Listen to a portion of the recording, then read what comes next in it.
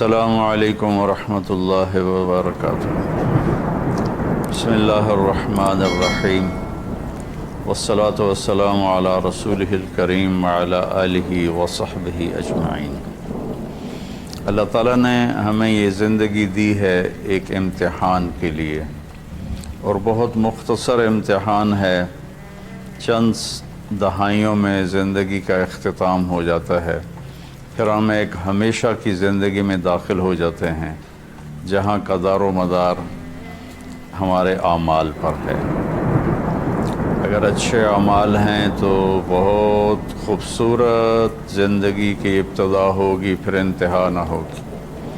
اگر اللہ کو ناراض کر کے کوئی مر گیا تو بہت خوفناک انجام ہوگا۔ اس بات کو سمجھانے کے لیے اللہ نے 1.25 لاکھ نبیوں کو بھیجا، اور ایک ہی اللہ تبارک و تعالیٰ کی ہم سے ایک ڈیمانڈ ہے، مطالبہ ہے، عبدی انت ترید و انا ارید ولا یکون الا ما ارید۔ میرے بندے، ایک تو ارادہ کرتا ہے، ایک تیرا رب ارادہ کرتا ہے، ہوتا وہ ہے جو تیرا رب چاہتا ہے۔ تو ایک ڈیل کر مجھ سے، فَإِن سَلَّمْتَ لِي فِي مَا أُرِيدُ كَفَيْتُكَ فِي مَا تُرِيدُ۔ تو میری مان لے دنیا میں، پھر میں ہمیشہ کے لیے تیری چاہت کو پورا کر دوں گا۔ وَإِن لَمْ تُسَلِّمْ لِي فِي مَا أُرِيدُ أَتْعَبْتُكَ فِي مَا تُرِيدُ وَلَا يَكُونُ إِلَّا مَا أُرِيدُ۔ اور اگر تو نے وہ میرا چاہا پورا نہ کیا تو میں تجھے تیری چاہتوں میں تھکا دوں گا، اور ہوگا وہی جو تیرا رب چاہے گا۔ اس مختصر زندگی کو اللہ کی اطاعت میں گزار دیں، جو وہ چاہتا ہے وہ کر دیں، جس سے روکتا ہے اس کو چھوڑ دیں۔ ابراہیم علیہ السلام کی قربانی اسی سبق کو دہرایا گیا ہے، اور اس میں ہمیں یہی سبق دیا گیا ہے کہ اللہ جو مانگے وہ دے دیا جائے۔ آپ اس سے اندازہ لگائیں کہ ابراہیم علیہ السلام رب ہب لی من الصالحین دعا مانگتے مانگتے بوڑھے ہو گئے، اور تقریباً کچھ 84 یا 86 سال کی عمر میں اللہ نے حضرت ہاجرہ کے پیٹ سے اللہ تعالیٰ نے ان کو بیٹا دیا، جس کا نام انہوں نے اسماعیل رکھا۔ اور حضرت ابراہیم علیہ السلام کا مقام فلسطین ہے، وہاں آپ رہتے تھے۔ فلسطین اور مکہ تو اس وقت آباد ہی نہیں تھا، کالے پہاڑ تھے، نہ پانی، نہ سایہ، نہ درخت، نہ راستہ۔ تو اللہ کی قدرت ہے کہ یہ بچہ پہلی بیوی سے پیدا نہیں ہوا، جو تقریباً آپ کی، اگر حضرت ابراہیم علیہ السلام 84 کے تھے تو وہ 80 کی تھیں، اس سے بیٹا نہیں دیا، اس سے بیٹا بعد میں دیا۔ اور نوجوان بیوی 20-22 سال کی حضرت ہاجرہ، شاہ مصر کی بیٹی، اس کے ساتھ اس سے اللہ نے بیٹا دیا۔ تو بڑھاپے کی اولاد تو دل کو پکڑ لیتی ہے، تو ابراہیم علیہ السلام کو ان سے بہت پیار، بہت محبت۔ ایک دم اللہ تعالیٰ کا حکم آیا کہ اس کو یہاں سے اپنی نظروں سے دور کر دو۔ اب کوئی اس کے سامنے انہوں نے لاجک نہیں مانگی، یا اللہ کیا مطلب، کس لیے، کیوں کر رہے ہو، 86 سال کی عمر میں بچہ دیا، اب کہہ رہے ہو آنکھوں سے دور کر دوں۔ کہ جی میرے رب، کدھر لے جاؤں؟ کہا جبریل آئے گا، تمہیں راستہ بتائے گا، اور تم اس کے پیچھے پیچھے چلو گے۔ تو جبریل انسانی شکل میں ایک اونٹنی پہ سوار، دنیا معجزات کی نہیں ہے ورنہ یوں پکڑ کے وہاں پہنچا دیتے، اونٹنی پہ سوار ابراہیم علیہ السلام اور حضرت سارہ اور اسماعیل یہ دوسری اونٹنی پر سوار، اور یہ کوئی 1,500 کلومیٹر کا سفر طے کرتے کرتے کرتے، کالے پہاڑ، کالی راتیں، اور صحرا اور دشت و بیاباں، اور کہاں کہاں سے گزار کر جب مکہ پہنچے، جہاں 4 پہاڑ تھے ایسے، ایک صفا، ایک مروہ، ایک جبل ابی قبیس، ایک کو جبل ہندی کہتے تھے، وہ تو اب مٹا دیا ہے سارا۔ ان 4 پہاڑوں میں ایک نشیب تھا، ایک گہری جگہ تھی، تو جب وہاں اترے تو سبحان اللہ، جبریل کہنے لگے یہاں اپنی بیگم اور بچے کو اتار دیں اور واپس چلے جائیں۔ تو جب ابراہیم علیہ السلام کو آگ میں ڈالا گیا تھا تو انہوں نے کچھ بھی نہیں کہا تھا، حسبی اللہ و نعم الوکیل، یہ پڑھتے ہوئے جا کر آگ میں کود گئے تھے۔ لیکن یہ منظر آگ میں کودنے سے زیادہ خوفناک تھا کہ ابراہیم علیہ السلام کی زبان مبارک سے نکلا، یہاں کیوں؟ یہاں تو نہ کوئی پانی، نہ سایہ، نہ درخت، یہاں کیسے؟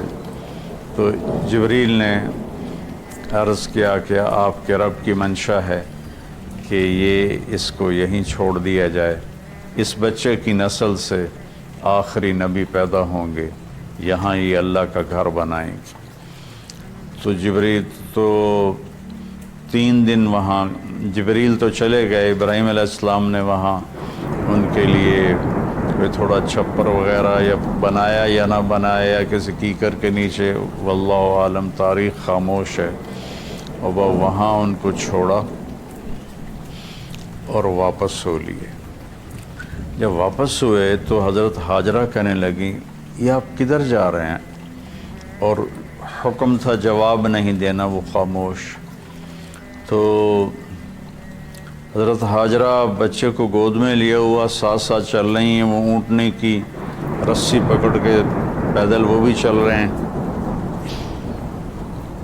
3 میل تک وہ ساتھ ساتھ چلتی رہیں اور یہی پوچھتی رہیں کہ آپ ہمیں کیوں چھوڑ کے جا رہے ہیں، کہاں چھوڑ کے جا رہے ہیں؟ تو آخر میں ان کو خیال آیا یہ اللہ کے نبی ہیں، تو کہنے لگے اللہ امرک، کیا اللہ نے آپ سے کہا ہے؟ تو ابراہیم علیہ السلام نے سر ہلایا کہ ہاں، کہ اذن لن یضیعنا اللہ۔ ایک اور حاجرہ نے جنم لیا جس کا ایمان فرشتوں سے بھی اوپر جا چکا تھا، اور انہوں نے تنک کے کہا جاؤ، پھر اللہ ہمیں کبھی ضائع نہیں کرے گا، اور اپنے ایک دم ان کی ہمت جوان ہو گئی۔ اور وہاں ابراہیم علیہ السلام اونٹنی پہ سوار ہوئے اور چلتے چلتے پہاڑی پر چڑھے۔ حضرت حاجرہ ان کو دیکھ رہی ہیں، پہاڑی سے نیچے اتر گئے، یہ بوجھل قدموں سے واپس ہوئیں۔ تو ابراہیم علیہ السلام وہاں جب بچے سے، بیوی سے اوجھل ہو گئے تو اونٹنی سے اتر گئے اور پھر اللہ کے سامنے ہاتھ اٹھائے، ربنا انی اسکنت من ذریتی بواد غیر ذی زرع عند بیتک المحرم، یا اللہ میں نے تو اپنے بچے کو اور بیگم کو تیرے اس وادی میں جس میں نہ گھاس ہے، نہ تنکا ہے، نہ درخت ہے، نہ پانی ہے، نہ انسان ہے، غیر ذی زرع، میں نے وہاں چھوڑ دیا ہے، تو جان اور یہ تیرے بندے ہیں اور یہ جانے، اور واپس چلے گئے۔ تو میں سوچا کرتا ہوں، ہمارے بچے چھوٹے چھوٹے تھے تو رات کو جب بجلی چلی جاتی تھی، وہ کسی کی آنکھ کھلتی تھی تو وہ چیخیں مارنا شروع کر دیتا تھا اندھیرے سے ڈر کے۔ اور آپ تھوڑا سا تصور فرمائیں، مستورات بھی سن رہی ہیں، مرد بھی سن رہے ہیں، ایک ماں ہے، اور خاص طور پر ماں کے احساسات کو ماں ہی محسوس کر سکتی ہے کہ جب رات آئی ہوگی، کالی سیاہ رات اور کالے پہاڑ اور کالے پتھر، سنسان وادی اور تیز ہوائیں، تو اس تنہا ستارے بھی جھانک جھانک کے دیکھتے ہوں گے کہ یہ بی بی یہاں کیا کر رہی۔ پتھر پہاڑ بھی گمسم تو پہلے ہی ہوتے ہیں، لیکن ان کی بھی دل کلیجے ہل گئے ہوں گے کہ یہ کیا ہو رہا ہے یہاں۔ ایک عورت بیٹھی ہوئی ہے، 20-22 سال کی عمر ہے، مصر کی شہزادی ہے، اور بچے کو گود میں لیے بیٹھی ہے۔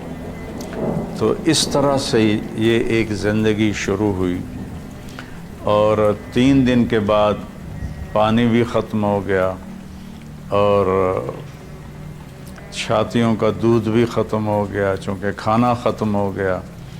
تو پھر جو صفا مروہ کے ساتھ انہیں پتہ تھا کوئی نظر نہیں آئے گا، کچھ نہیں ہوگا، صفا پہ چڑھی، ادھر دیکھا ادھر دیکھا، اونچے کوٹھے تے چڑھ دیکھا، ادھر دیکھا کوئی نظر، پھر نیچے اتری، پھر جہاں بچہ نظروں سے غائب ہو گیا وہاں دوڑ لگائی اور پھر مروہ پہ چڑھی۔ آج ہم سیدھا ایئر کنڈیشن وہاں انہوں نے ہال بنا، گیلری بنا دیا ہے، لیکن ہم چلتے چلتے تھک جاتے ہیں۔ وہ پتھروں سے ٹکراتی ہوئی اور کانٹوں سے الجھتی ہوئی، کبھی صفا کبھی مروہ، کبھی صفا کبھی مروہ، 7 چکر لگائے۔ شکر ہے وہ 7 پر ہی تھک کے بیٹھ گئیں، زیادہ لگاتی تو شاید کوئی صفا مروہ کے صحیح کر بھی نہ سکتا، تو پھر وہ گر گئیں اور بے بسی سے اپنے بچوں کی طرف نظریں دوڑائیں کہ وہ نہیں چاہتی تھیں کہ بچہ میری گود میں مرے، کہ میں یہاں مر جاؤں وہ وہاں مر جائے۔ لیکن وہاں ایک نوجوان کو دیکھا تو پھر ممتا زندہ ہو گئی، انہوں نے اپنی پوری طاقت کو جمع کر کے دوڑ لگائی۔ جب وہاں پہنچی تو وہ نوجوان تو غائب ہو چکا تھا، وہ جبریل تھے انسانی شکل میں، انہوں نے پر مارا اور وہاں سے پانی کا چشمہ نکلا۔ دنیا کا سب سے زیادہ چلنے والا کنواں ہے زمزم، اور آج تک اس کے پانی کا سورس معلوم نہیں، یہ پانی آتا کہاں سے ہے۔ تو اس طرح اسماعیل علیہ السلام پروان چڑھے، اور پھر میرے رب کا دوسرا حکم آ گیا کہ اللہ کی طرف سے حکم آیا کہ بچے کو میرے نام پہ قربان کر دو۔ اب ایک بوڑھا باپ جس کو 86 سال کی 84 سال کی عمر میں بچہ میں فلما بلغ معه السعی، جب وہ دوڑنے بھاگنے لگ گیا، 5-6 سال کے ہو گئے ہوں گے، تو اس عمر میں تو بچہ کا تصور آنکھوں میں بس جاتا ہے، دل میں بس جاتا ہے۔ اللہ نے کہا جاؤ ذبح کر دو۔ تو فلسطین سے چھری اٹھا کر چلنا اور مکے تک پہنچنا، اور ہر قدم پہ سوچنا کیا بنے گا، میں کیسے کروں گا۔ 90 سال عمر ہو چکی ہے، 90 سال میں تو اعضاء کمزور ہوتے ہیں، اور مرغی کو ذبح کرنا بھی مشکل نظر آتا ہے، چہ جائے کہ بچے کو ذبح کرنا۔ تشریف لے گئے، بچے کو تیار کروایا اور مینا کی طرف تشریف لے گئے۔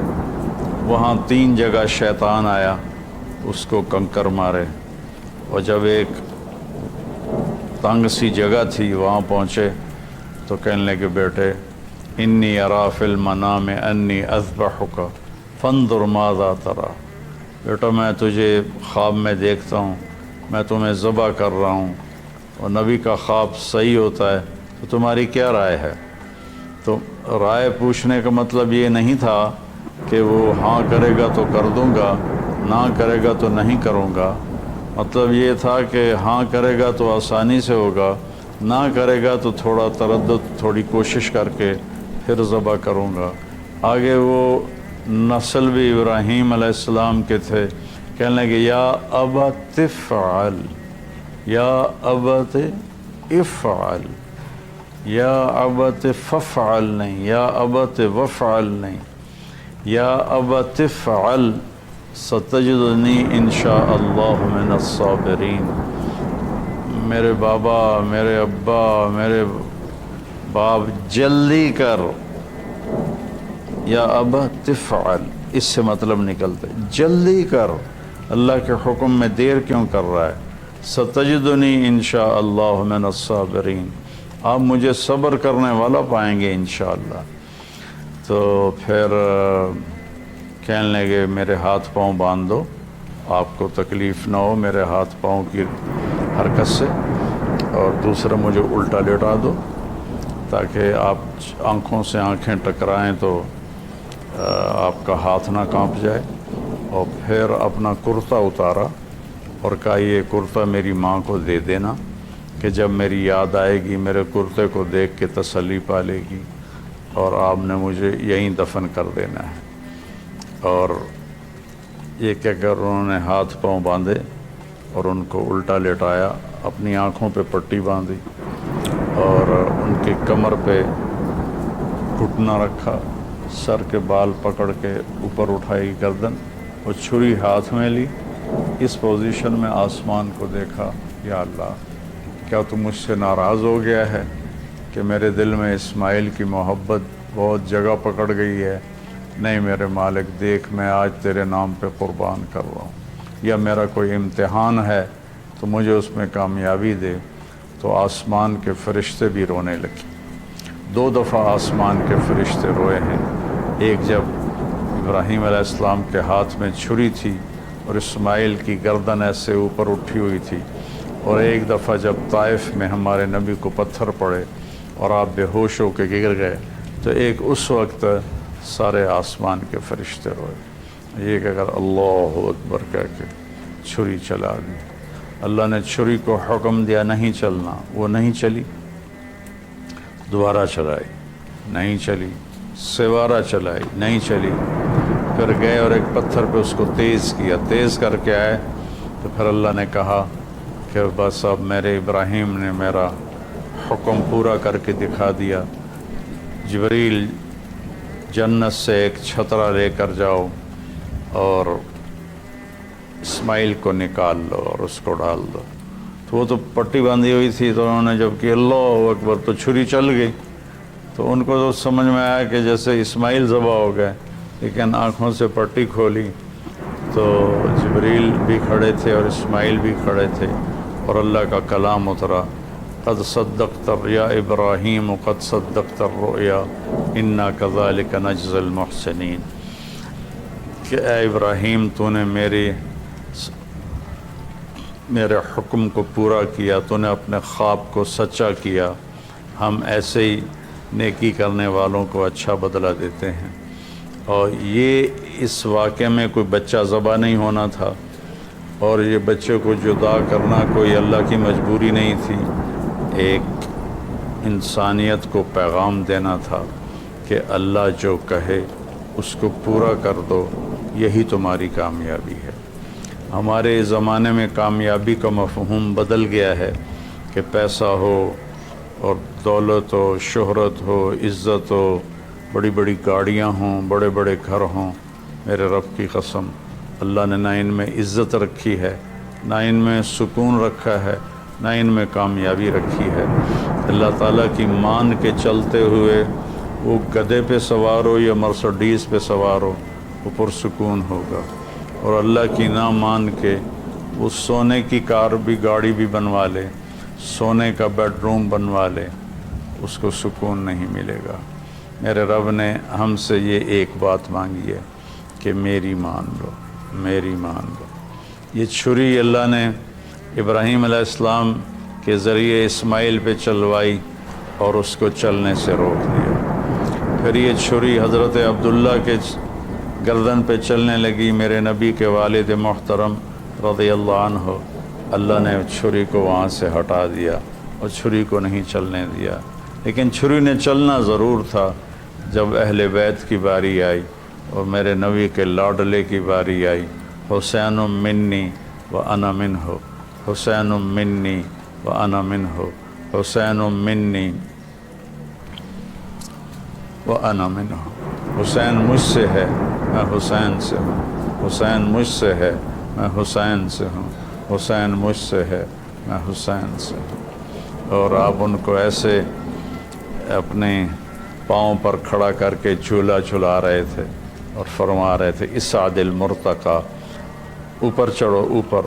وہ ایسے ڈولتے ڈولتے اوپر آ رہے تھے، یہاں تک آئے، یہاں تک آئے، یہاں تک آئے۔ جب یہاں تک آئے تو میرے نبی ایسے ہو گئے اور ان کو یہاں سینے پر کھڑا کر لیا، دونوں ہاتھ فکس کر کے ان کو دیکھا اور یوں پیار کیا اور کہا اے اللہ میں حسین سے محبت کرتا ہوں، پیار کرتا ہوں، تو بھی اس سے پیار فرما۔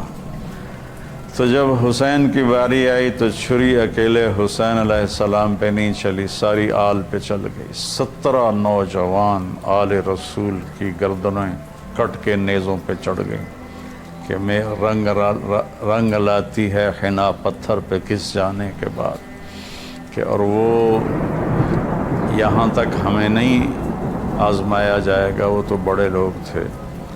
تو منشا خداوندی یہ ہے کہ ہم اس کی مان کر چلیں۔ اس امت میں پھر اللہ تعالیٰ نے ہمیں دکھایا کہ میرے نبی کے صحابہ نے کیسے قربانیاں دیں۔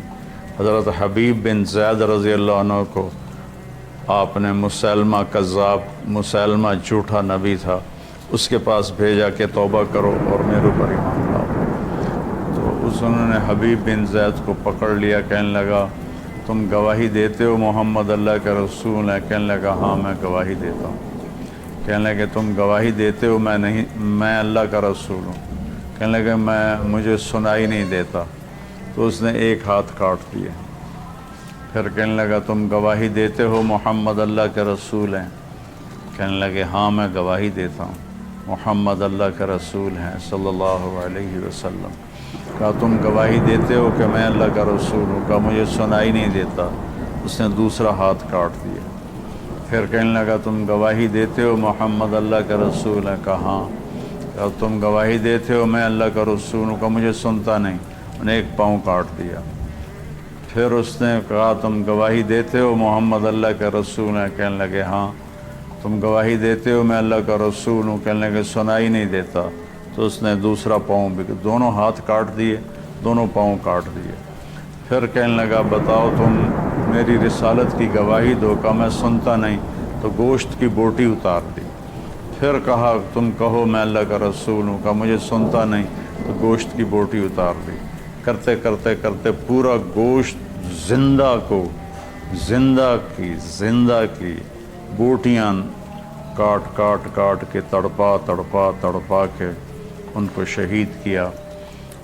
کس قدر دردناک موت ہے۔ لیکن جب یہ خبر ان کی والدہ حضرت ام عمارہ کے پاس پہنچی تو وہ کہنے لگی لہذا الیوم ارضعتہ وعند اللہ احتسبتہ، یہی دن دیکھنے کے لیے میں نے اسے دودھ پلایا تھا اور میں اللہ کی بارگاہ میں اجر کی امید رکھتی ہوں۔ حضرت عبداللہ بن حذیفہ رضی اللہ عنہ رومیوں کی قید میں آ گئے، تو رومیوں کو پتہ چلا کہ یہ صحابی ہے، تو وہ جو وہاں سردار تھا رومی، اس نے کہا تم عیسائی ہو جاؤ، میں تمہیں اپنی بیٹی بھی دوں گا اور آدھی سلطنت بھی دوں گا۔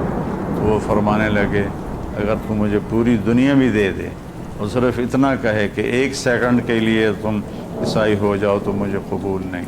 تو اس نے کہا اس کو سولی پہ لٹکا کرنا، اس کو دائیں بائیں تیر مارو، اس کو سیدھا نہ مارو تاکہ یہ ڈر جائے۔ تو انہوں نے ان کو لٹکایا لکڑی پر اور تیر چلا رہے ہیں ادھر ادھر اور سائیں تیر گزر رہے ہیں۔ پھر ان کو اتارا، کہنے لگے کیا خیال ہے؟ کہا وہی خیال ہے، میں اللہ اس کے رسول پہ ایمان لایا ہوں، میں کبھی نہیں ہٹوں گا۔ تو اس نے کہا بس ایسا کرو، کڑا میں تیل ڈالو اور اسے ابالو، ابل جائے تو اس کے 2 ساتھیوں کو ڈالو، اور اس کے بعد اگر یہ ڈر جائے اور مان جائے ہماری بات تو ٹھیک ہے، ورنہ اسے بھی ڈال دو۔ تو سارے لوگ جمع تھے، کڑا میں تیل ڈالا گیا، نیچے آگ ایسے کھولنے لگا، تو انہوں نے 2 مسلمان سپاہیوں کو اس میں ڈالا تو وہ جل کے اسی وقت کوئلہ بن گیا۔ جب ان کو کھینچ کے لے جانے لگے تو یہ رو پڑے، تو انہوں نے رومی سردار سے کہا کہ وہ رو رہا ہے، کہ بلاؤ، شاید ڈر گیا ہو۔ جب وہ آئے تو کہنے لگا کیا خیال ہے؟ کہا وہی خیال ہے جو پہلے تھا۔ کہا پھر تم روئے کیوں ہو؟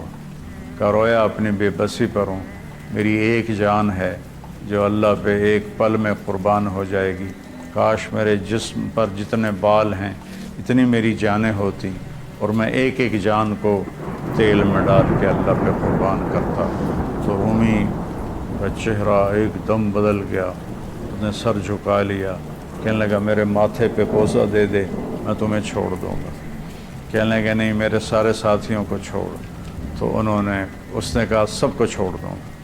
تو حضرت عبداللہ بن حذیفہ نے اس کے ماتھے پہ بوسہ دیا، انہیں 200 کے 200 آدمی سوائے 2 جو شہید ہو گئے سارے چھوڑ دیے۔ جب یہ مدینہ پہنچے تو حضرت عمر رضی اللہ تعالیٰ عنہ کو واقعہ سنایا، تو آپ نے سارے مدینے والوں کو جمع کیا، عبداللہ بن حذیفہ کو ممبر پہ بٹھایا اور کہا کہ میں اس کا بوسہ لے رہا ہوں سب سے پہلے، پھر تم سارے اس کے ماتھے کا بوسہ لو۔ تو حضرت عمر نے ان کے ماتھے کا بوسہ لیا اور باقی سب صحابہ نے پھر ان کا بوسہ لیا، اور اور یہ مزاج کے ایسے تھے کہ اتنے مزاحیہ تھے، اتنے مزاحیہ مزاج کے تھے کہ ان کو حمار کہتے تھے۔ اور ایک دفعہ کسی نے شکایت کی، یا رسول اللہ یہ عبداللہ بہت فضول باتیں کرتا ہے، سبحان اللہ، اور ایسی ہی بیکار باتیں کرتا رہتا ہے۔ تو آپ نے فرمایا دعوہ فإنہ یحب اللہ ورسولہ، اسے کچھ نہ کہو، یہ اللہ اس کے رسول سے پیار کرتا ہے۔ تو یہ اصل مقصد قربانی کا، ہم جانور قربانی کا کرتے ہیں کہ ہم اپنے حرام جذبات پہ چھری چلاتے، یا اللہ تیری مانیں گے، تیرے نبی کی مانیں گے، اور اس کے خلاف جو چیز آئے گی یا اللہ ہم اس سے بچ کے چلیں گے۔ یہ اس قربانی کا فلسفہ ہے۔ اللہ مجھے، میرے سارے بہن بھائی اور پوری امت مسلمہ کو، میرے پاکستانی عوام کو اللہ اس کی سمجھ نصیب فرمائے، مجھے بھی سمجھ نصیب فرمائے کہ جب ہم دنیا سے جائیں تو اللہ ہم سے راضی ہو، ایسے نہ جائیں کہ اللہ ہم سے ناراض ہو۔ السلام علیکم ورحمۃ اللہ۔